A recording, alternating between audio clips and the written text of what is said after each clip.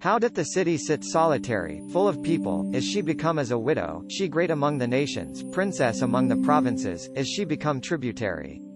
She weepeth sore in the night, and her tears on her cheeks. Among all her lovers she hath none to comfort. All her friends have dealt treacherously with her, they are become her enemies. Judah is gone into captivity because of affliction, and because of great servitude. She dwelleth among the heathen, she findeth no rest. All her persecutors overtook her between the straits. The ways of Zion do mourn, because none come to the solemn feasts. All her gates are desolate, her priests sigh, her virgins are afflicted, and she in bitterness. Her adversaries are the chief, her enemies prosper, for the Lord hath afflicted her for the multitude of her transgressions. Her children are gone into captivity before the enemy. And from the daughter of Zion all her beauty is departed, her princes are become like harts find no pasture, and they are gone without strength before the pursuer.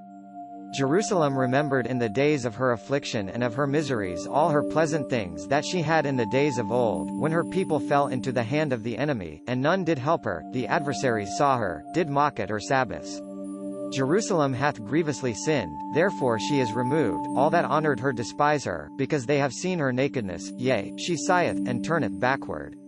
Her filthiness in her skirts, she remembereth not her last end, therefore she came down wonderfully, she had no comforter. O Lord, behold my affliction, for the enemy hath magnified.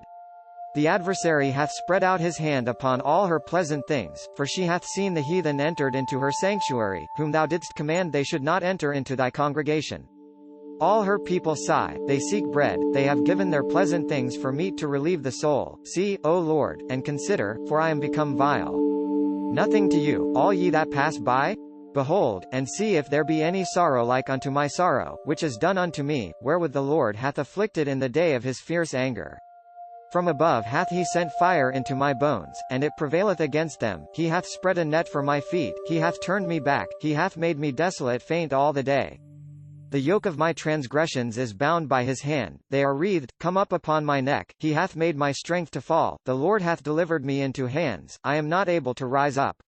The Lord hath trodden under foot all my mighty in the midst of me. He hath called an assembly against me to crush my young men. The Lord hath trodden the virgin, the daughter of Judah, in a winepress.